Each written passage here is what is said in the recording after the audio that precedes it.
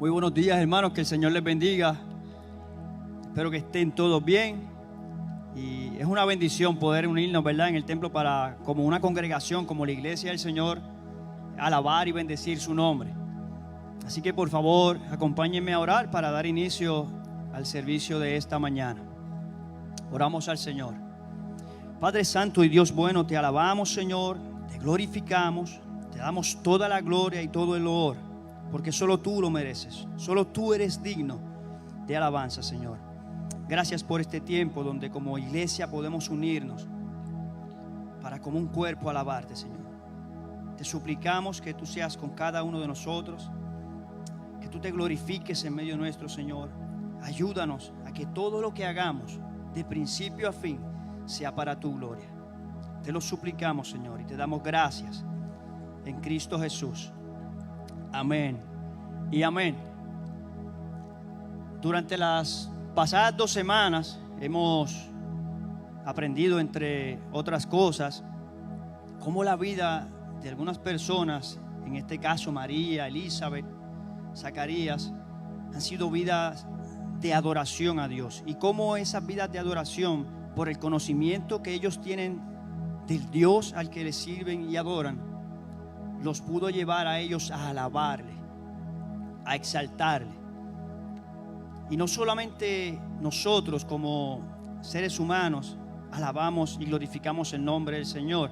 En el mismo libro de Lucas, capítulo 2, vemos cómo luego de que María da a luz, un ángel se aparece a los pastores que estaban en esa región.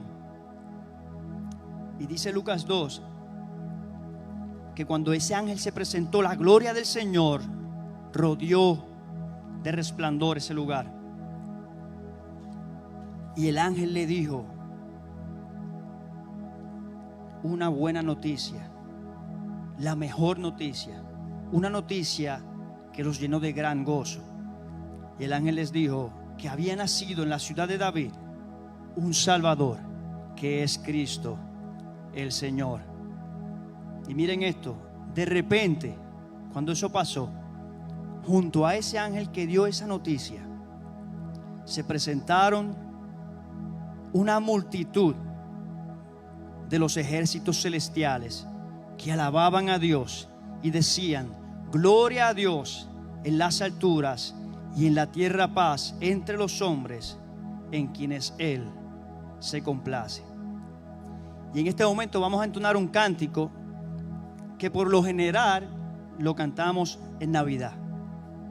Pero en Navidad lo que nosotros celebramos es el nacimiento de nuestro Señor y Salvador Jesucristo. Por lo tanto, para nosotros los creyentes, todos los días entonces es Navidad, porque nosotros tenemos que celebrar cada día el nacimiento de nuestro Señor. No solamente el nacimiento de nuestro Señor, sino también su sacrificio en la cruz del Calvario. O sea que esa es nuestra vida, diariamente, constantemente, en todo momento. Nosotros celebramos eso. Así que me gustaría que con nosotros se pusieran en pie todos aquellos que puedan y nos acompañen a cantar este cántico que lleva por título Ángeles Cantando. Ángeles cantando están, tan dulcísima canción. Las montañas su eco dan como fiel contestación.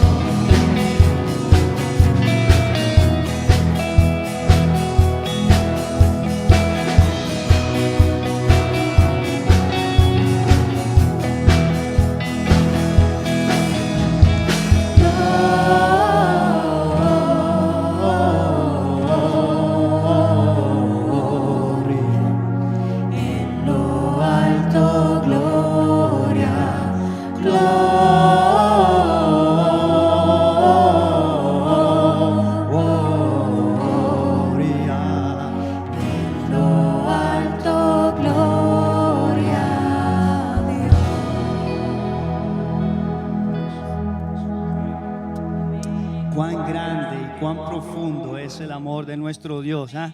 No solamente se encarnó en Jesús ahí en ese pesebre, naciendo y viviendo la vida que tú y yo no podíamos vivir por causa del pecado, sino que en el tiempo preciso, en el tiempo que ya Dios había estipulado, sufrió el desprecio y la muerte que nosotros merecíamos. Fue tan grande ese amor de Dios. Dice Juan 3:16, de tal manera nos amó que dio a su Hijo unigénito, para que todo aquel que en Él cree no se pierda, mas tenga vida eterna. Dice que nos amó de tal manera. William Hendrickson, en su comentario bíblico sobre este texto, dice que esto significa que el infinito amor de Dios se manifestó de forma infinitamente gloriosa. De tal manera amó.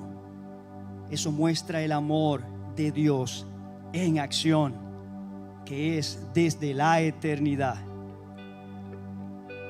concretándose ahí en Belén, que acabamos de cantar, y en el Calvario con su muerte, con el pago de nuestros pecados, siendo este último, su muerte en la cruz, la consumación, el hecho más grande, más trascendental, único. Cristo, el santo, el 3 veces santo, el puro, el inocente, sin mancha, muriendo por nosotros pecadores. Cuán profundo es ese amor de Dios.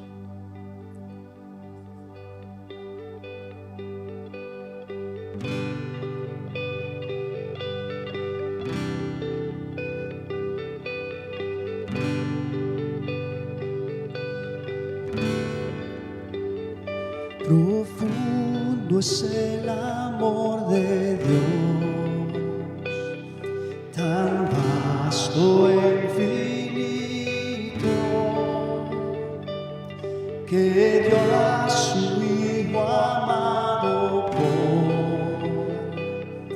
amor a los perdidos. Qué gran honor de Dios sufrió el rechazo y herido sin piedad murió, por quienes ha salvado.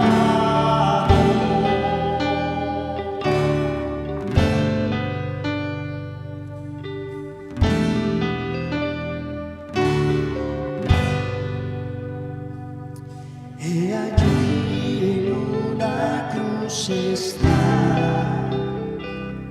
Él carga con mis culpas, vergüenza siento al escuchar mi voz entre las burlas, y mi pecado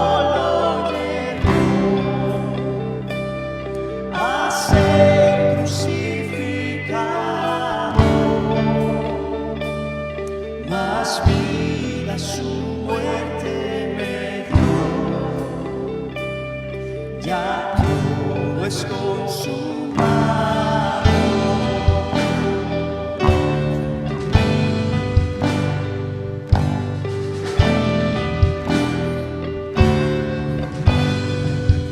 Y es consumado.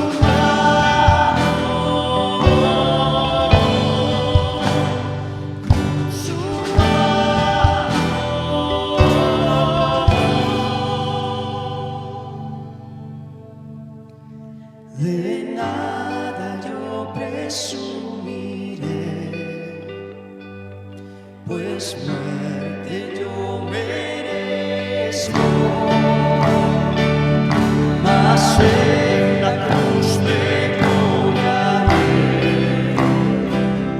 la cruz de Jesucristo.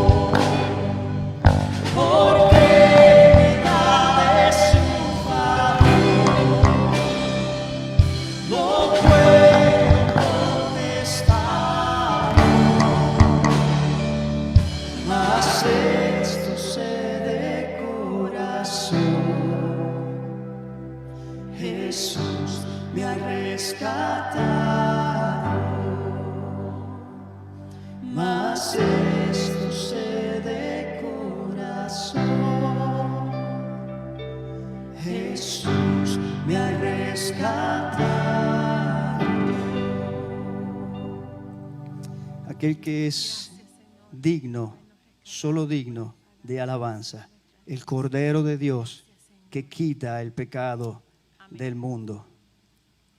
Apocalipsis 5:12, Juan en su visión describe y dice así: el Cordero que fue inmolado es digno de recibir el poder, las riquezas, la sabiduría, la fortaleza, el honor, la gloria y la alabanza.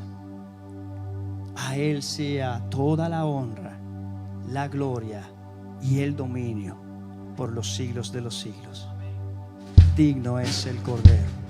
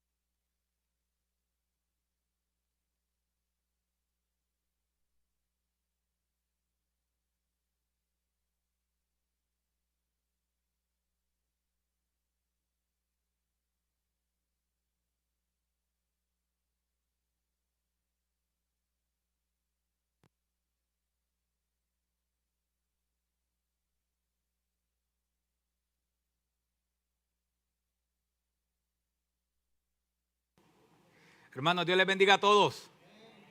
Hermanos, Dios les bendiga. Yo sé que a muchos, por alguna razón, no sé por qué, se les espantó el sueño, creo que como a las 2:30 de la mañana o 3. Así que le damos gracias al Señor que estamos aquí en su casa para adorar y exaltar el nombre de Dios. Le invito a abrir sus Biblias en Lucas capítulo 2, Lucas capítulo 2. Hoy estaremos hablando de adoremos al Dios que se hizo hombre. Adoremos al Dios que se hizo hombre. Y vamos a estar leyendo, aunque vamos a estar discutiendo hasta el versículo 38, solamente vamos a estar leyendo hasta el versículo 7. Lucas capítulo 2, versículos 1 al 7. Y la palabra del Señor dice así. Y aconteció en aquellos días que salió un edicto de César Augusto, que se hicieran un censo de todo el mundo habitado. Este fue el primer censo que se levantó cuando Cirenio era gobernador de Siria, y todos se dirigían a inscribirse en el censo, cada uno a su ciudad. Y también José subió de Galilea, de la ciudad de Nazaret, a Judea, a la ciudad de David, que se llama Belén, por ser él de la casa y de la familia de David, para inscribirse junto con María, desposada con él, la cual estaba encinta. Y sucedió que mientras estaban ellos allí, se cumplieron los días de su alumbramiento, y dio a luz a su hijo primogénito. Le envolvió en pañales y le acostó en un pesebre, porque no había lugar para ellos en el mesón. Padre, que tu palabra hoy, Señor, penetre lo más profundo de nuestros corazones y que nosotros podamos salir de aquí, nosotros que estamos aquí presencialmente y aquellos que nos están viendo a través del internet, que hoy podamos escuchar tu palabra, atesorarlas y ser adoradores o mejores adoradores de ti. En el nombre de Jesús. Amén. Pueden sentarse, hermanos. Hoy vamos a estar estudiando un texto que usualmente solamente se menciona en la época navideña. Así que vamos a estar hablando de Navidades en verano. Como ustedes saben, nuestras Navidades este año, quizás no al principio de las Navidades, pero después del 28, si no me equivoco, nuestras Navidades fueron un poquito movidas, por llamarlo de alguna manera, y prácticamente uno puede decir nuestras Navidades se terminaron el 28, de ahí en adelante fue movimiento tras movimiento hasta que todos sabemos la historia de ese día, si no me equivoco fue el 6, ¿verdad? El 6 de enero, o el 7 de enero, donde fue todo lo que ha pasado y muchas personas perdieron sus hogares. Y hoy vamos a ver ese texto, ya que no disfrutamos quizás completamente lo que es ese tiempo navideño, pues hoy vamos a hablar de un texto navideño, pero es un texto que no solamente se debe usar en Navidad, sino que es un texto que debemos reflexionar todos los días de nuestra vida, porque este texto nos enseña que Dios se hizo carne. Dios se hizo carne. Así que cuando vemos todo esto, podemos ver en estos textos, si lo llevamos desde el capítulo 1, diferentes alabanzas. Hemos visto alabanzas de María, hemos visto alabanzas de Zacarías, hemos visto alabanzas de Elizabeth, hemos visto alabanzas y alabanzas y alabanzas a todo lo que Dios ha estado haciendo. Pero yo quiero que comprendamos el texto. Yo quiero que analicemos el texto. Yo quiero que sea el texto que nos lleve a alabar y adorar a Dios. Por eso, dentro de la comprensión del texto, yo quiero que primero veamos el nacimiento de Jesús, o el nacimiento que está en los versículos 1 al 7. El versículo 1 comienza diciendo: y aconteció en aquellos días que salió un edicto de César Augusto para que se hiciera un censo de todo el mundo habitado. Esto es importante porque nunca podemos, mientras estemos estudiando el libro de Lucas o el Evangelio de Lucas, nunca podemos olvidar que la intención principal del Evangelio de Lucas es mostrarnos históricamente el nacimiento de Jesús.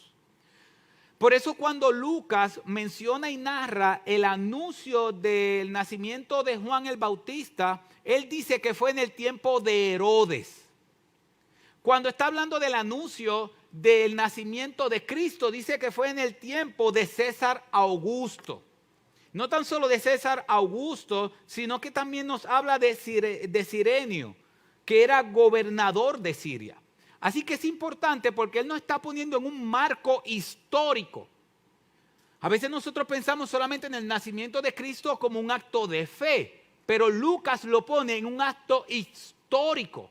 Históricamente, Cristo nació en ese tiempo. Y es importante porque esto se dio en medio de un censo. Los censos en aquel tiempo se daban cada 14 años.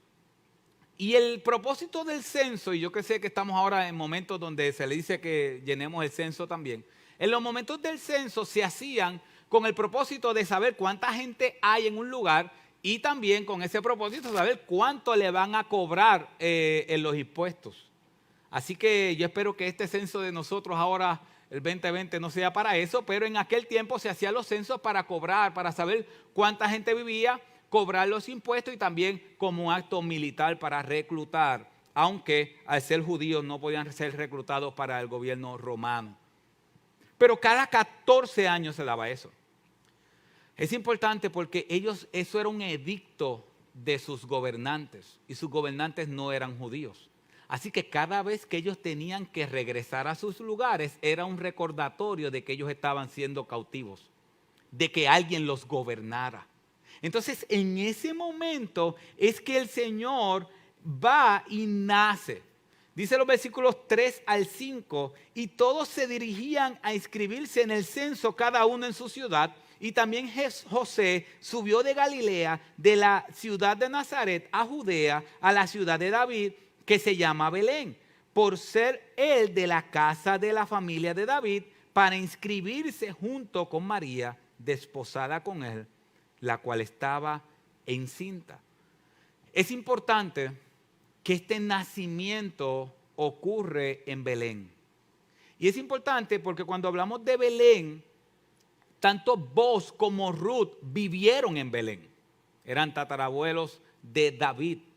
Isaí, el papá de David, vivió en Belén. Y David vivía en Belén. Así que todo esto es importante porque cuando Dios prometió que iba a nacer el Mesías, Él prometió que ese Mesías iba a ser de la descendencia de David y que iba a nacer en Belén. Así que todo esto nos dirige a los versículos 6 y 7 que dice, y sucedió que mientras estaban ellos allí, en el censo, se cumplieron los días de su alumbramiento y dio a luz a su hijo primogénito. Le envolvió en pañales, le acostó en un pesebre porque no había lugar para ellos en el mesón. Es importante porque Dios había prometido eso. Si vemos en Miqueas capítulo 5, versículo 2, Dios había dicho, pero tú, Belén, Éfrata, aunque eres pequeña entre las familias de Judá, de ti me saldrá el que ha de ser gobernante en Israel. Y sus orígenes son desde tiempos antiguos, desde los días de la eternidad. Así que vemos cómo Dios está utilizando un evento de organización humana para sus propósitos.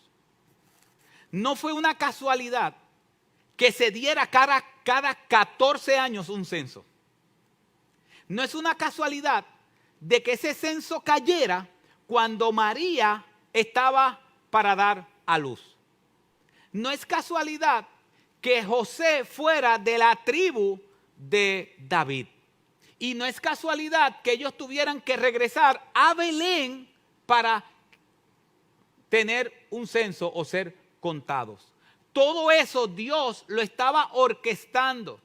¿Por qué? Porque nacer en Belén nos muestra a nosotros que él es el descendiente prometido de David. A David se le prometió que en su reinado se iba a sentar un rey y ese rey iba a reinar por toda la eternidad. A David se le prometió un descendiente y ese descendiente es Jesús. Por eso él nace en Belén. Y es importante porque Dios está cumpliendo cada una de sus promesas. Cada una de sus promesas. Y es importante porque el texto dice que nació en un pesebre. Nació en un pesebre. Y nosotros tenemos que entender qué es un pesebre. Un pesebre no es un lugar como nos dice o lo vemos cuando los pintamos, a veces lo ponemos los niños a pintar. O es como lo vemos en Navidad y lo ponemos enfrente a nuestra mesa y ponemos un techo de madera, 3 o 4 palos y hierba o todas esas cosas y ponemos una ovejita por ahí, una ovejita por allá y ponemos al niño Jesús sentado en una cuna de madera bien bonita y una estrella alumbrando el camino y los magos hacia ellos. Eso no es un pesebre. El pesebre era el comedero. El comedero donde comían los animales. Ahí estaba el establo y el establo tenía un pesebre. Y el pesebre era el lugar donde los animales iban a comer. Y los animales no comen como nosotros, aunque algunos de nosotros comiendo parezcamos eso, mucho más cuando tenemos hambre. Pero usted sabe que los animales comen y más de lo que ellos comen es la comida regada en el lugar donde ellos comen. Cuando dice que Jesús nació en un pesebre, estamos diciendo que Él nació en un lugar donde los animales comían. En un lugar maloliente. En un lugar donde solamente habían animales. Y 2 jovencitos de 12 a 14 años. Y María, una jovencita, dando a luz al Rey del universo. ¿No es impresionante? Cuando nosotros analizamos, si lo analizamos los estudios bíblicos, vemos y a veces decimos, Filipenses capítulo 5 dice, de tal manera amó, ese es Juan 3:16. Filipenses capítulo 5 dice que tengamos nosotros la misma actitud que tuvo Cristo. Que no estimó el ser igual a Dios como cosa que aferrarse, sino que se humilló a los sumos. Y a veces nosotros entendemos que la humillación de Cristo comenzó cuando Él fue a la cruz. Cuando Él sufrió el castigo de la cruz. Ahí no fue que comenzó su humildad. Su humildad comenzó aún desde el llamado, como lo vimos hace una semana atrás, escogiendo una mujer, una jovencita, que nadie sabía quién era ni de dónde venía. Y Dios escoge nacer en un comedero de animales. El Rey de Reyes, el Señor de Señores, el dueño de todo. El que dice en uno de los salmos, si tengo hambre, no le voy a pedir a ustedes de comida porque yo soy el dueño de todo. Dios, Jehová, ese nombre santo. El nombre que cuando Moisés se estaba acercando a ese árbol que estaba prendido en fuego, pero no se consumía, y Moisés fue poco a poco acercándose a él, y él habló y le dijo, Moisés, Moisés, quítate el calzado de tus pies, porque donde tú estás es tierra santa. Ese mismo Dios que le dijo a Moisés, quítate el calzado porque yo soy santo, nació en un comedero de animales. Ese rey que vio Isaías sentado en ese trono, en Isaías 6, donde dice que sus faltas llenaban el templo y que tenía ángeles cantando alrededor de él, santo, santo, santo, es Jehová de los ejércitos. El que en Juan capítulo 12, el Evangelio de Juan dice que ese que estaba sentado en el trono es Cristo o era Cristo, nació en un comedero de animales, donde estaba lleno de desperdicios de comida de animales. Y hoy nosotros queremos vivir más allá de lo que nosotros podemos.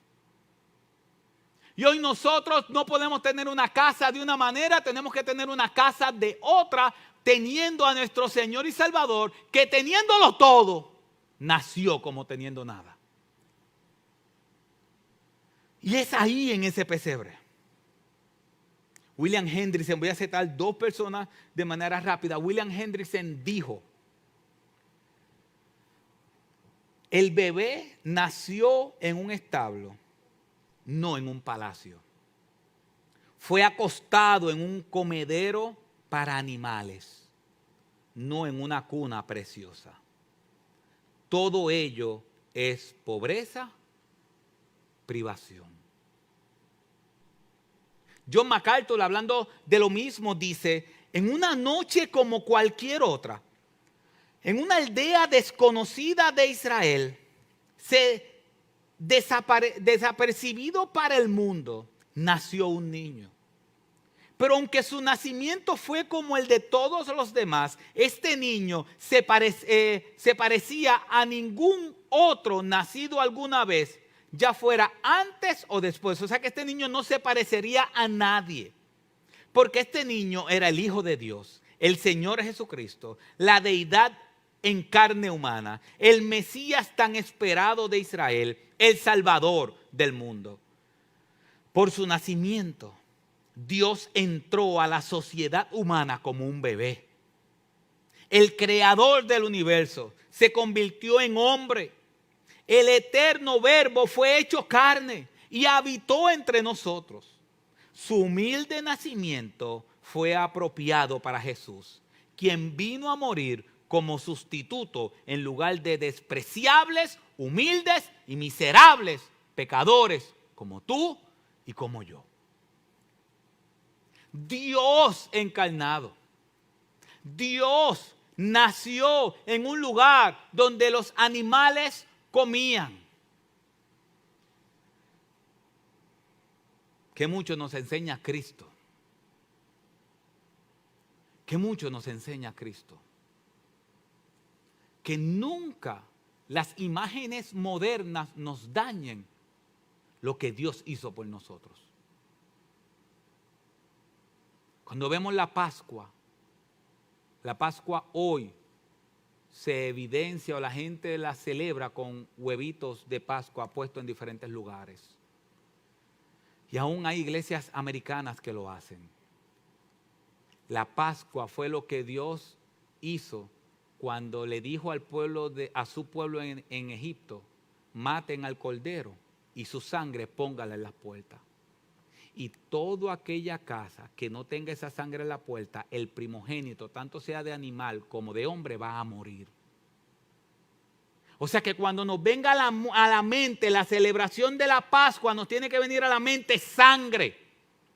No huevitos con conejos celebrando, y tenemos a veces los niños. Vamos a celebrar los niños con huevitos de Pascua. Le estamos enseñando mal.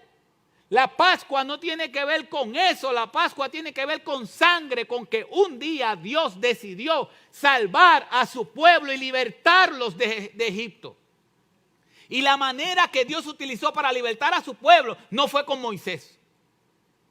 Eso es importante. Moisés simplemente fue un instrumento. Pero la manera que Dios utilizó para libertar al pueblo, que esa fue la última plaga donde ya el rey de Egipto le hizo: dale, vete, fue la sangre. La sangre sustituta de ellos los salvó. Así como la sangre sustituta de Cristo nos salva a nosotros. Y cuando pensemos en un pesebre en Navidad, yo sé que está bonito y lo podemos poner en nuestras casas, pero que esa imagen de un pesebre bonito, con paja, con una ovejita por aquí y con una cuna de madera, como ya dije, nunca se nos olvide que no fue así. No fue ese lugar donde nuestro Señor y Salvador Jesucristo nació. Cristo, Dios o Cristo, la segunda persona de la Trinidad, nació en un lugar despreciable y en un lugar público. Porque póngale que usted diga, no, pero ese es mi granero. Ese es el lugar donde yo lo limpio porque es mío. Ese es el pesebre mío. Y usted puede decir, no, pues yo lo limpio. Pero Jesús no estaba en su casa. María no estaba en su casa. Ellos caminaron 140 kilómetros aproximadamente. ¿De quién era el lugar donde Cristo nació? Público. Porque ellos estaban buscando un lugar donde hospedarse. ¿Y qué pasó? No encontraron. Así que eso era un lugar público. ¿No es impresionante donde Dios decidió nacer para enseñarnos a nosotros? Si Él es el Rey de entre los reyes y se humilló por nosotros, nosotros debemos vivir en humildad. Solamente teniéndolo a Él como ejemplo. Entonces, de ahora en adelante, todo esto es de suma importancia y no podemos pasarlo por alto. Porque después del nacimiento de Jesús ocurren unas cosas que son importantes. Y es que después del nacimiento de Jesús vienen los ángeles y le dan un mensaje a los pastores. Los pastores van a donde María y José lo encuentran al niño en el pesebre. Después María y José llevan a Jesús a presentarlo al templo. En el templo lo recibe Simeón y da gloria a Dios. Y viene Ana, ve lo que está pasando y también da gloria a Dios. Entonces uno se puede perder en todas esas narraciones y explicarse por qué después rápido del nacimiento pasa el anuncio de los ángeles, después pasa los pastores a visitar a Jesús, después Simeón exalta a Dios y después Ana exalta a Dios. ¿Por qué todo eso está pasando? ¿Por qué? Para poder entender esto, tenemos que ver lo que el texto nos dice y lo que el texto nos está enseñando. Y el texto nos está diciendo esto. Dice, versículo 24. Para ofrecer un sacrificio conforme a lo dicho en la ley del Señor, un par de tórtolas y 2 pichones. O sea que lo que está pasando aquí no es algo al azar, sino que se está cumpliendo lo que está dicho en ¿dónde? En la ley. Versículo 27. Movido por el Espíritu fue al templo y cuando los padres del niño Jesús le trajeron para cumplir por él el rito de la ley. ¿Cierto? Y vemos otra vez que el versículo 29 dice, ahora Señor, permite a tu siervo que se vaya en paz conforme a tu palabra. O sea que todos los eventos del nacimiento de Cristo, el fundamento, lo que se está cumpliendo es todo lo que Dios había hecho. Así que lo que este texto nos muestra es los testigos y su adoración. Los testigos y su adoración. Y esto, hermano, para nuestra fe es de suma importancia. Esto para nuestra fe es de suma importancia. ¿Por qué? Porque este texto está diciendo que ellos están cumpliendo la ley. ¿Y qué dice la ley? ¿Qué decía la ley? Deuteronomio 19:15 dice, y aparecerá en las pantallas, dice, no se levantará un solo testigo contra un hombre por cualquier iniquidad o por cualquier pecado que haya cometido. El caso será confirmado por el testimonio de 2 o 3 testigos. ¿Qué decía la ley? La ley decía que si yo quería decir que Jesús es el Señor, yo tenía que buscar 2 o 3 testigos que confirmaran que lo que yo estoy diciendo es verdad. Nadie podía pararse y decir de ahora en adelante, ¿saben una cosa? Jesús es el Señor. ¿Qué iba a decir en un tribunal o qué iban a decir las personas? Muéstrame los testigos. Porque para poder confirmar algo, tiene que haber evidencia por testigos. ¿Cierto? Lucas, recordemos al principio, las primeras predicaciones de Lucas. Lucas es un historiador. Lucas nos quiere presentar que nuestra fe está fundamentada en hechos históricos. Y nuestra fe está fundamentada no tan solo en hechos históricos, sino hechos históricos confirmados por testigos. Y después que Cristo nace, Lucas lo que hace es que nos da una serie de testigos para que en el momento en que haya que decir Jesús es el Señor, no se diga simplemente Jesús es el Señor. ¿Y por qué tú estás seguro que Jesús es el Señor? Yo estoy seguro que Jesús es el Señor no tan solo porque Dios lo confirma en mi corazón por medio de la transformación de su palabra, sino porque cuando Él nació, desde su mismo nacimiento, hay testigos que muestran que Jesús es el Señor. Y hay, ¿cuánto decía la ley que debía tener? 2 o 3 testigos. ¿Sabes cuántos testigos hay del nacimiento de Cristo en Belén? Y de que Cristo es el Señor. Desde su nacimiento, 5 testigos. 5. ¿Qué es importante esto? Sabemos que un abogado, cuando quiere ganar un caso o un fiscal y traen a un testigo que esté en contra de lo que él está diciendo, usualmente el abogado va a tratar de minar el testimonio de ese testigo. Vamos a ver el carácter de ese testigo y vamos a tratar de ponerlo en contradicciones porque él es mentiroso y voy a tratar de que diga una mentira, de que se confunda, de que mira, es que él está diciendo eso, pero mira cómo él estuvo con él, mira el carácter de él está acusando a este que robó, pero él también roba, él esto, y todo eso mina el testimonio del testigo. Por eso vamos a ver 5 testigos. Y el primero de los testigos, veamos los testigos, es los pastores. Los pastores nos presentan 3 cosas importantes de los pastores. Y ustedes van a ver que los testimonios o los testigos se parecen. Nos va a mostrar el carácter de los pastores. El texto nos muestra el carácter de los pastores, nos muestra el mensaje de los pastores y nos muestra la adoración de los pastores. El carácter de los pastores, ¿dónde estaban ellos cuando el ángel le habló? Ellos estaban en las vigilias de la noche cuidando el rebaño. Entonces es importante porque muchos teólogos concuerdan con que los pastores no eran tratados, y esto lo dice más específicamente John MacArthur, presenta que los pastores no eran tratados como eran tratados los demás, porque los pastores, a estar trabajando constantemente en el cuidado de las ovejas, ellos no podían estar en todas las actividades religiosas. Y al no poder estar en todas las actividades religiosas, los líderes religiosos los miraban como por encima del hombro, entendiendo que ellos eran pastores, pero eran como una clase social más baja que los líderes religiosos. Impresionante cómo Dios hace las cosas. Dios nace en un comedero de animales y a los primeros que le da el anuncio es a los marginados de Israel. A los que para los demás no valen nada, Jesús le muestra su gloria. Entonces, el carácter de ellos era que ellos estaban sirviendo. Entonces, ellos eran personas llenas de fe. Dice que ellos fueron a ver a Jesús. Que después que ellos vieron todo eso, fueron a ver a Jesús.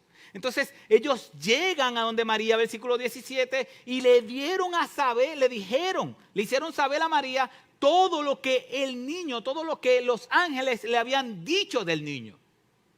¿Y qué hicieron ellos? Adoraron. Dice que después de eso, versículo 20, y los pastores se volvieron glorificando y alabando a Dios por todo lo que habían oído y visto tal como se le había dicho. O sea que los primeros testigos vieron la gloria de Dios, fueron a donde los ángeles le dijeron, vieron al niño, le dieron el mensaje a María y se fueron glorificando y dando gloria a Dios por lo que habían visto. Primer testigo. Segundo testigo, los ángeles. Los ángeles, ellos mostraron la gloria de Dios iluminándolo todo. El anuncio, ellos anunciaron lo que estaba aconteciendo y terminaron adorando al niño. Ellos mostraron la gloria. ¿Qué dice el versículo 8? En la región habían pastores que estaban en el campo cuidando su rebaño durante las vigilias de la noche y el ángel del Señor se le presentó y la gloria del Señor los rodeó de resplandor y tuvieron gran temor. Recuerden algo, el mismo que está narrando esta historia fue el mismo que narró la historia de Pablo de su conversión en Hechos 26. Y en Hechos 26 dice el texto que Pablo al mediodía vio una luz más resplandeciente que la luz del sol, que era la gloria de Jesús. Y aquí está diciendo nuevamente que los primeros que vieron ese resplandor, como después lo vio Pablo, fueron los pastores. Así que los pastores muestran la gloria de Dios, o cuando ellos aparecen va la gloria de Dios con ellos. Los ángeles le hacen un anuncio y le dicen: no temas, porque aquí os traigo buenas nuevas de gran gozo que serán para todo el pueblo. Porque os ha nacido hoy en la ciudad de David un Salvador, que es Cristo el Señor. ¿Vieron por qué la importancia de Dios utilizar el censo para que María llegara con José a Belén? Porque es de Belén que iba a salir el Jesús, el Mesías, el Dios salva. Así que los ángeles anuncian y después dice que los ángeles adoran y dice, y el versículo 13 y 14, y de repente apareció con el ángel una multitud de los ejércitos celestiales alabando a Dios y diciendo: gloria a Dios en las alturas y en la tierra paz entre los hombres en quienes Él se complace. Dos testigos, casi nada. Unos apóstoles, unos pastores y unos ángeles. Tercer testigo, José y María. José y María eran personas que adoraban a Dios y conocían a Dios. Si nosotros cuando analizamos el cántico de María, vimos cómo el cántico de María, ella cita en su cántico a Habacuc, primer libro de Samuel, los salmos. O sea que María, su corazón estaba lleno de Dios, y sabemos que José tenía que estar lleno de Dios también. ¿Por qué sabemos que José tenía que estar lleno de Dios? Oye, que tu esposa te diga que está embarazada del Espíritu Santo.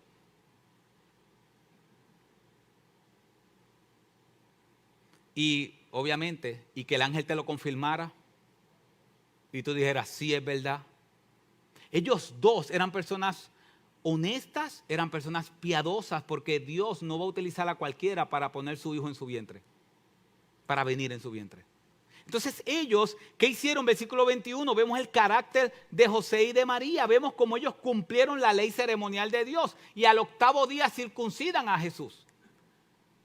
¿Por qué? Porque Dios le había prometido a Abraham en Génesis capítulo 17 en adelante que todo descendiente de Abraham que fuera parte de su pueblo tenía que ser circuncidado como señal del pacto que Dios hizo. Y después dice el versículo 22 al 24 que ellos van con Jesús y van al templo al momento de la purificación. ¿Por qué? Porque después que una mujer daba a luz, esa mujer tenía que esperar una cuarentena. Y yo estoy seguro que usted conoce ya el término cuarentena. Nuestras mascarillas nos muestran que sí conocemos el término cuarentena. Y cuando ella termina esa cuarentena, ella tenía que ir y dar un sacrificio a Dios. ¿Por qué? Porque ella sabía que para ella tenía que estar en cuarentena, tenía que evitar cualquier contacto, pero ya cuando esa cuarentena pasaba, ella podía acercarse otra vez al pueblo, pero para acercarse tenía que hacer un sacrificio. Y como ellos no tenían mucho dinero, ¿qué sacrificaron? Torto, las pichones. Porque la ley decía que el que no tuviera mucho dinero, que por lo menos diera algo, como sacrificio a Dios. Así que vemos a María y a José, personas piadosas, cumpliendo la ley de Dios. Esos son los terceros testigos. El cuarto testigo, Simeón. Simeón, vemos el carácter de Simeón, la adoración de Simeón y el mensaje de Simeón. Dice el carácter, mire quién era Simeón, versículo 25. Y había en Jerusalén un hombre que se llamaba Simeón, y este hombre, justo y piadoso, esperaba la consolación de Israel, y el Espíritu Santo estaba sobre él. Casi nada el carácter de este testigo. Justo, piadoso, esperando al Consolador, al consuelo de Israel, y lleno del Espíritu Santo. Un testigo así. Ese es el carácter del testigo. Cuando él ve todo lo que está pasando, Simeón exalta en adoración y dice, Simeón los bendijo, versículo 34. Y Simeón los bendijo. Y después Simeón le da un mensaje a María, versículo 34 y 35, y dice, he aquí, este niño ha sido propuesto para la caída y el levantamiento de muchos en Israel, para hacer señal de contradicción. Y una espada traspasará tu propia alma, a fin de que sean revelados los pensamientos de muchos corazones. Y el la quinto testigo, Ana. Así que veamos el carácter de Ana, la adoración de Ana y el mensaje de Ana. ¿No le parece que todos los testigos tienen el mismo orden? Carácter, adoración, mensaje. Carácter, mensaje y adoración. Las tres, cada uno de estos testigos tiene ese mismo orden o esos mismos principios o esas mismas enseñanzas. El carácter de Ana, ¿quién fue Ana? Ana fue una mujer que usualmente se casaban a los 15 años, estuvo 7 años con su esposo muere y ella ahora tenía 84. Y entre la edad de 14, 22 años más o menos, que su esposo muere, 20, 22 años, depende de qué edad se casó, hasta los 84 años lo usó para pariciar, para estar por ahí. El texto no dice eso. El texto dice que por ese transcurso de quizás 70 años, Ana tenía una prioridad. Versículo 37. Nunca se alejaba del templo, sirviendo noche y día con ayunos y oraciones. El quinto testigo.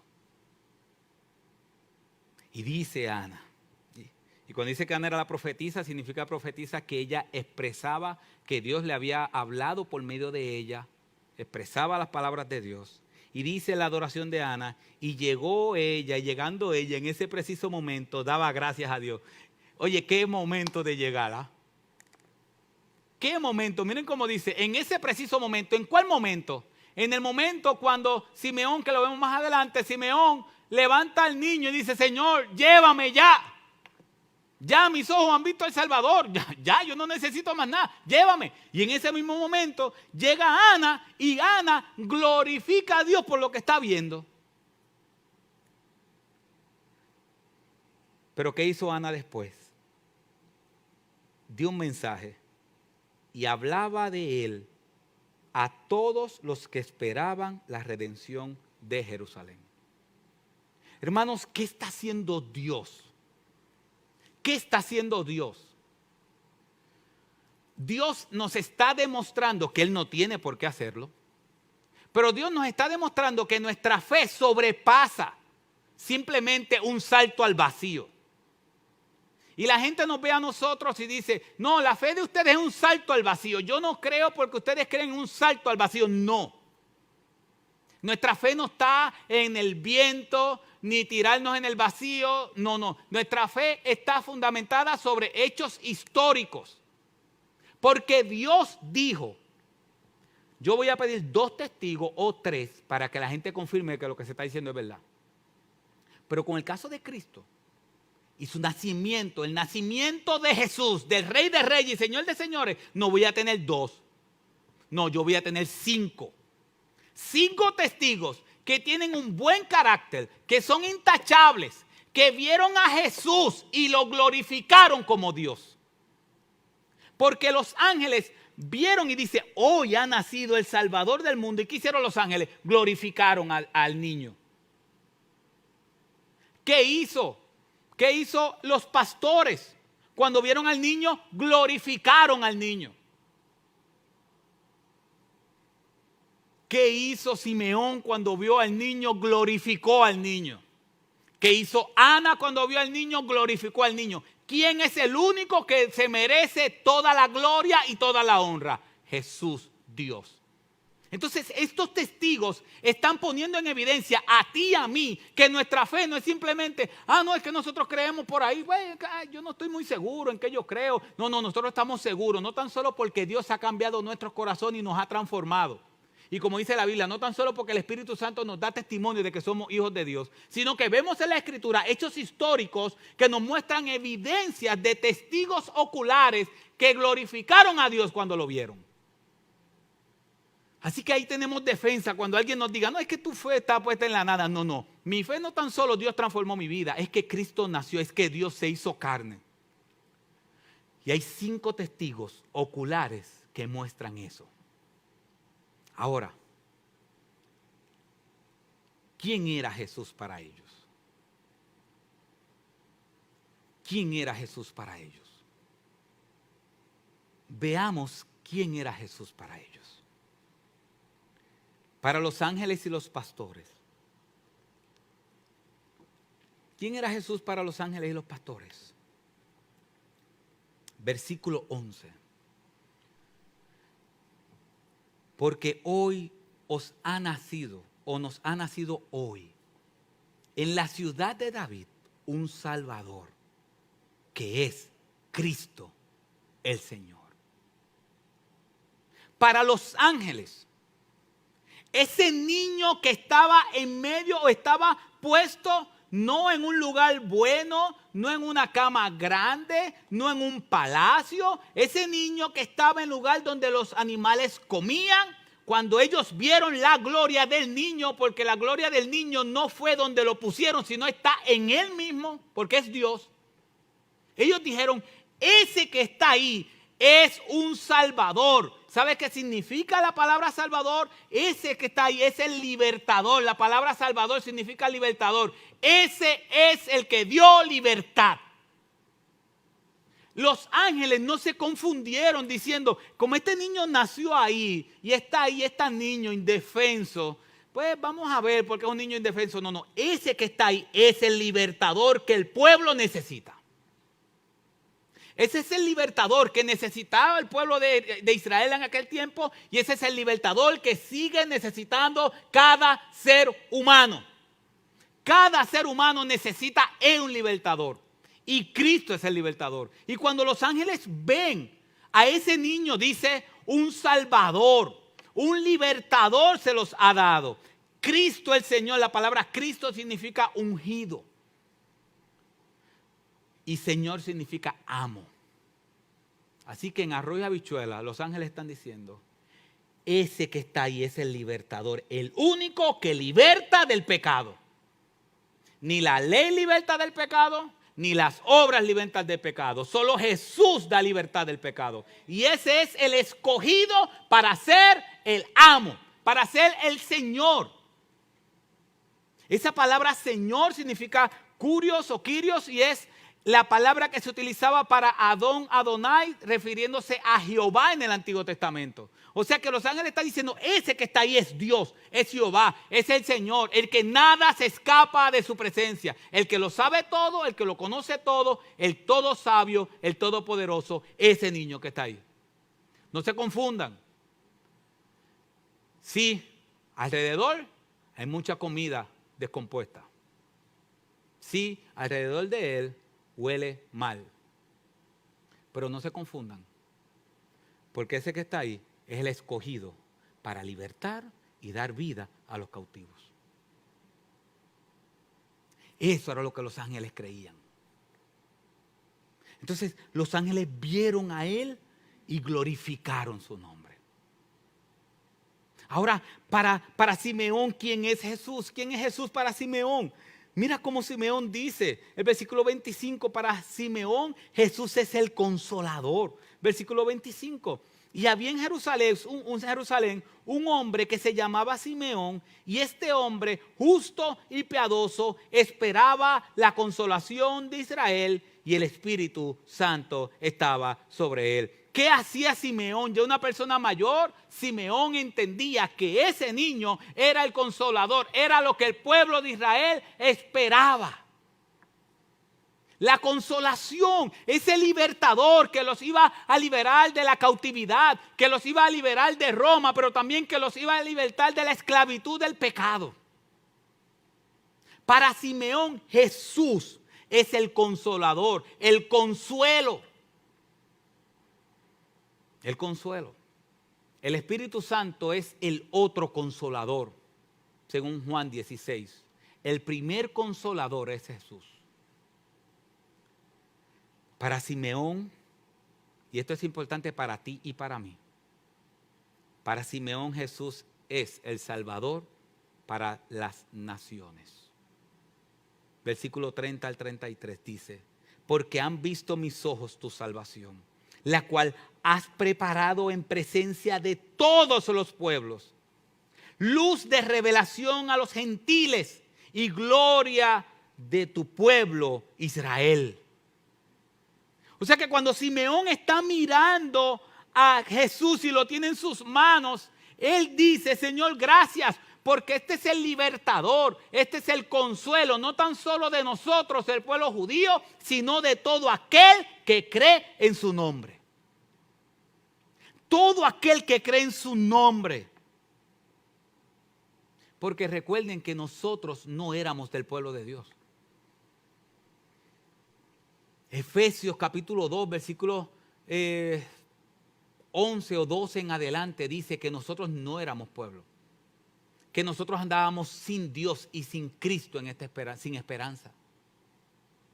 Pero Cristo con su sangre de los dos pueblos hizo uno, derrumbando la pared que nos separaba.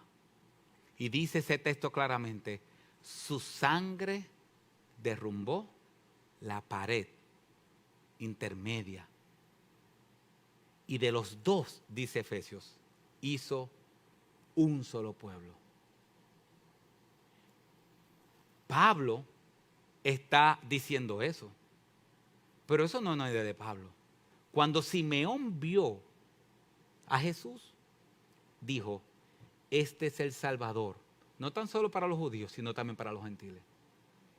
Hermano, ¿usted sabe lo que es eso? Nosotros estábamos sin Dios y sin esperanza. ¿Sabe lo que significa cuando Efesios dice sin Dios? La palabra sin Dios en griego es ateo. La palabra sin Dios es ateo. O sea que toda la persona que está sin Dios, toda la persona que no cree en Dios y vive a espaldas de Dios es un ateo porque está sin Dios. Y eso éramos nosotros. Por eso es que yo dije ahorita, tenemos que celebrar el nacimiento de Dios. Porque nosotros sin Dios estábamos perdidos y sin esperanza. Pero es esa sangre la cual fue derramada en la cruz del Calvario por nuestros pecados que nos da oportunidad de ser parte de su pueblo. Por eso es que existen las misiones. Pues las misiones existen porque Dios decidió salvar personas de toda lengua y nación. Las misiones no existen porque se nos ocurre. Las misiones no existen. Dios te está llamando a ser misionero y no lo hace simplemente porque es una buena idea. Lo hace porque hay gente de toda lengua y nación que Él quiere alcanzar para su gloria y para su honra. Y eso era Dios para Simeón. Para Simeón Jesús era el sufriente, el Salvador sufriente que revela los corazones de los hombres. Simeón le dijo un mensaje a María y le dijo, María, he aquí este niño ha sido puesto para la caída y el levantamiento de muchos en Israel para hacer señal de contradicción. Y una espada traspasará a tu propia alma a fin de que sean revelados los pensamientos de muchos corazones. ¿Sabes qué le está diciendo Simeón a María? Le está diciendo, María, Jesús va a ser la piedra de tropiezo de la gente. Jesús va a ser la piedra de tropiezo. Jesús va a revelar los corazones. Escuche bien. Como tú actúes con Jesús, revela tu corazón a Jesús. Si eres una persona que no te interesa nada de Jesús, nada de Dios, O vives un ateísmo práctico, vives como si Dios no existiera, crees en Dios de manera intelectual, pero vives como si Dios no existiera. Quiero que sepas que eso refleja lo que hay en tu corazón. Porque para eso vino Jesús, para poner en evidencia los corazones de las personas. Y Simeón le dice a María, tu corazón va a ser traspasado por una espada. Oigan, en la cruz, dice la Biblia, que solamente Juan y quién más estaba allí. Estaban las mujeres, pero ¿quién se ve una conversación donde Jesús le habla en la cruz? A María, su mamá. María vio la crucifixión de su hijo, el que estaba en su vientre. María tenía el trabajo como toda madre de cuidar a su hijo y protegerlo. María vio cada clavo que traspasó las manos de Jesús, cada clavo que traspasó los pies de Jesús, vio la corona de espinas, vio cada maltrato y vio a Jesús suspirando.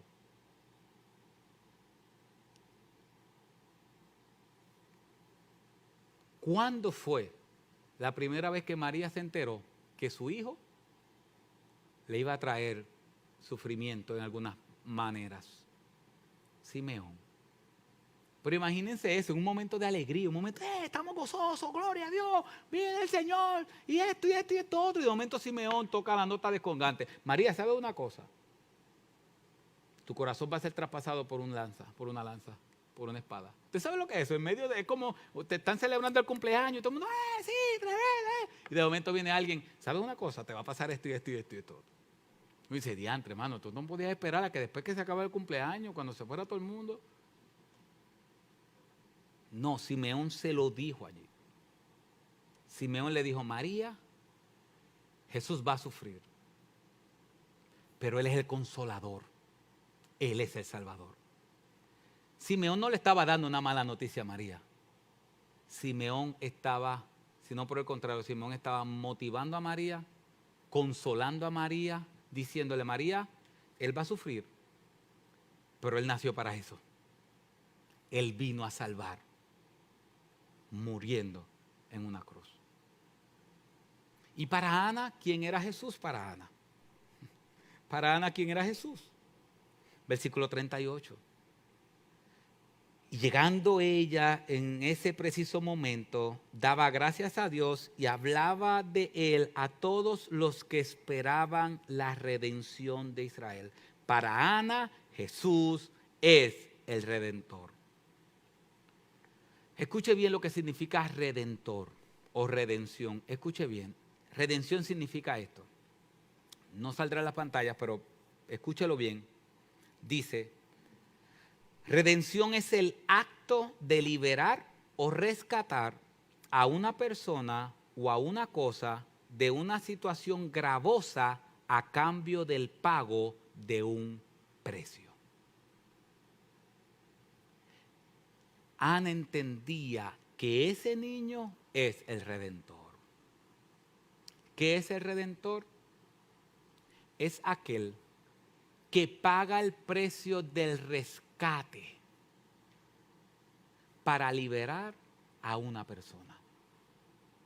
Esa persona está cautiva, esa persona está presa. El Redentor es el que paga el rescate. Que se supone que esa persona pagará, el Redentor paga el rescate para que esa persona pueda tener libertad. Todos nosotros sabemos que éramos esclavos del pecado. Que éramos esclavos del pecado. Y estaba escuchando a alguien hace unas semanas atrás que decía, él había estado en la mafia y ahora es creyente. Y él dijo esto. Él se llama Michael Francis. Él dijo esto. Ninguna persona que dice, yo no he visto nunca a ninguna persona que dice que tiene, todas las personas que tienen problemas con el juego, dicen que para ellos no es un vicio, sino que ellos lo pueden dejar en cualquier momento. Pero él dijo, pero yo nunca lo he visto dejándolo. Ellos dicen que no tienen un vicio con el juego, que ellos lo pueden dejar en cualquier momento. Pero yo nunca he visto dejándolo. ¿Qué significa? ¿Qué quiero ilustrar con eso? Que nosotros podemos hablar con una persona y una persona puede decir, yo bebo, pero no, yo en cualquier momento puedo dejar de beber. Pero no lo hacen. En cualquier momento yo puedo dejar de pecar, quizás tú no estás viendo por la cámara, en cualquier momento yo puedo dejar de pecar. Dale, deja de pecar. No sabes por qué, porque el que está preso no sabe que está preso. Por eso cuando Cristo dijo, si el Hijo los libertare, seréis verdaderamente libres. ¿Y qué contestaron los judíos y los fariseos? ¿Qué dijeron? Y nosotros estamos presos para que tú nos des libertad.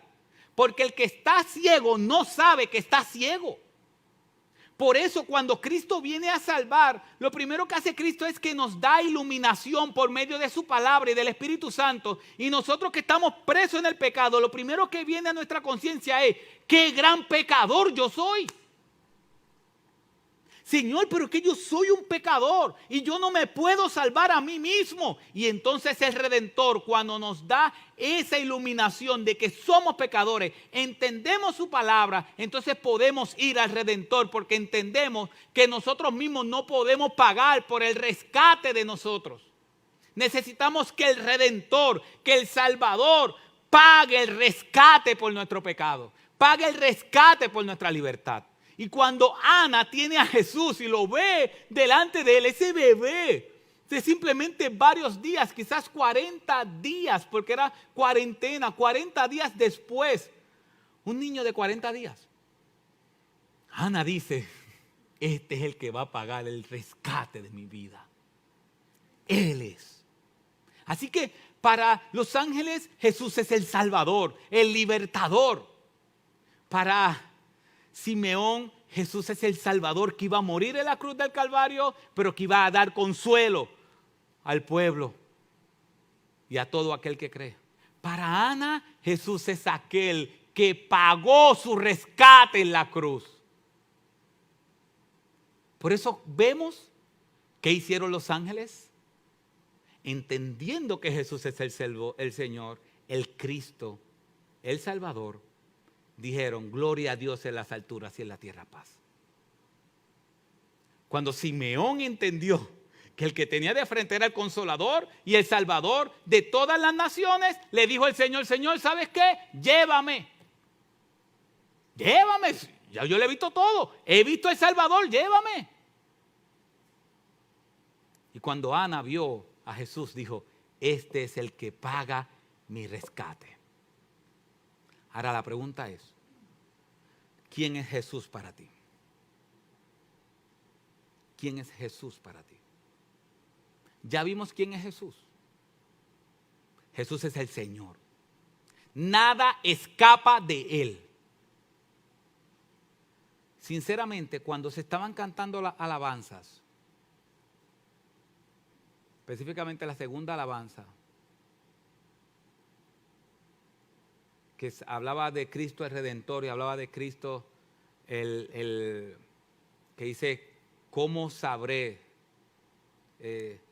Cómo yo no sé cuánto le costó a Cristo, cómo Él me amó.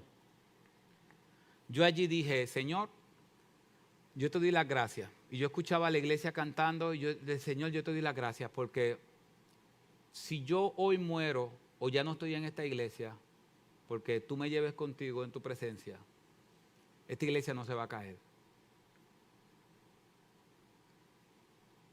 Porque aquí el centro eres tú. En las alabanzas te damos gloria a ti. Y en la predicación tú eres el héroe. Y eso es la meta de todos nosotros. Aquí el héroe no tiene que ver con ministerio de alabanza, ni yo parado delante de ustedes predicando.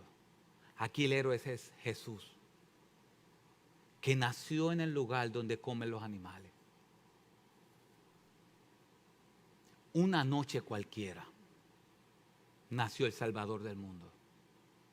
Trajo alegría a los ángeles, trajo alegría a los pastores, trajo alegría a José y a María, trajo alegría a Simeón, trajo alegría a Ana, y yo espero que también traiga alegría a tu corazón y al mío. ¿Quién es Jesús? Jesús es el Señor. Jesús es el Consolador. Jesús es el Rey de Reyes y Señor de Señores. Jesús es Dios. Jesús es el que se hizo carne. Jesús es el que nos compró. Jesús es aquel que dice primera de Pedro, que nos compró no con oro ni plata, ni cosas semejantes, el que nos compró con su sangre preciosa como la de un cordero sin mancha. Ese es nuestro Dios, ese es Jesús, el que pagó nuestra pena. Así que, hermanos, el nacimiento de Jesús no tan solo lo celebremos en Navidad, celebremos cada día de nuestra vida, porque quien nació es Dios y nació con el propósito de darnos vida eterna a todo aquel que cree en Él. Así que si tú me estás viendo por las cámaras y nosotros que estamos aquí, yo te invito a creer en Jesús. Si todavía no le has entregado tu vida a Jesús, yo te invito a creer en Jesús. No porque tengas miedo, sino cree en Jesús, porque Él es el Salvador. Cree en Jesús, porque Él es el escogido para salvar. No hay nadie más escogido para salvar que Él. Él es el único consuelo que tu alma necesita. Él es el único consuelo que tu alma necesita. Él es el Salvador no tan solo para el pueblo judío, sino para todo aquel que cree. Y Él es el único que puede rescatar tu alma. Entrégale tu vida a Él. Y nosotros, los creyentes, sigamos dándole gloria y honor a aquel que se hizo carne, murió en la cruz, al tercer día resucitó de los muertos. Y recordemos dónde está Jesús ahora. Jesús está sentado en su trono y Él dijo: estoy preparando morada para ustedes. Y recuerden lo que vimos la semana pasada. Todo lo que Dios dice es un juramento. Así que Dios está preparando morada para nosotros. Y si en algún momento nosotros entendemos esto, seamos como Simeón. No nos agarremos a esta vida, sino, Señor, ya podemos morirnos porque tenemos la salvación de nuestras almas. Seamos como Simeón. Mis ojos han visto tu salvación. Padre, te damos las gracias, Señor, por este tiempo. Gracias, Padre, porque tú nos has ayudado y nos has animado por medio de tu palabra a glorificar a tu Hijo Jesucristo. Padre, gracias, porque tú te hiciste carne y naciste en Belén, confirmando tu trono. Padre, gracias porque tú le prometiste a David que su trono permanecería para siempre, no hablando precisamente de David, sino el descendiente de David, que es Jesús. Gracias, Señor, porque tú utilizas aún las organizaciones de este mundo, como el censo en aquel momento, para tu gloria. Señor, nosotros queremos alabarte como los ángeles. Queremos tener la actitud que tuvo Simeón, de que ya esta vida perdió el valor porque vio su salvación y su Salvador. Queremos ser como Ana, estar 70 años en comunión contigo. Pero para eso, Señor, tenemos que verte a ti como ellos te vieron y como tú eres. Ayúdanos a verte como el Señor. Ayúdanos a verte como el soberano, Padre. Aunque la tierra tiemble literalmente como esta madrugada. Aunque hayan problemas alrededor nuestro, ayúdanos a verte como te veían los ángeles y como realmente tú eres, como el Señor, como el soberano, como el amo, como aquel que nada escapa de su presencia, de su sabiduría y de su organización. Padre, ayúdanos a verte como nuestro consolador, como nuestro consuelo. Ayúdanos a verte como nuestro consuelo en los momentos de tribulación. Y ayúdanos a siempre tener presente que nuestra salvación no fue lograda por obras que nosotros hicimos, sino que nosotros éramos los perdidos en el pecado y ciegos porque no sabíamos que estábamos perdidos. Y tú viniste a pagar el precio por nuestro pecado, muriendo en la cruz del Calvario, y nosotros hemos recibido la salvación de nuestras almas simplemente como un regalo tuyo, no por obra, para que nosotros no nos gloriemos. Así que, Padre, aquí hay un pueblo, aquí presencialmente y en los hogares o en otros lugares, hay un pueblo agradecido por la obra que hiciste en nuestras vidas a través de Cristo Jesús, Señor nuestro. A Él adoramos y exaltamos y esperamos con ansias que regrese por nosotros. En el nombre de Jesús. Amén y amén. Así que a los hermanos que están en Facebook, Dios les bendiga y Dios les guarde.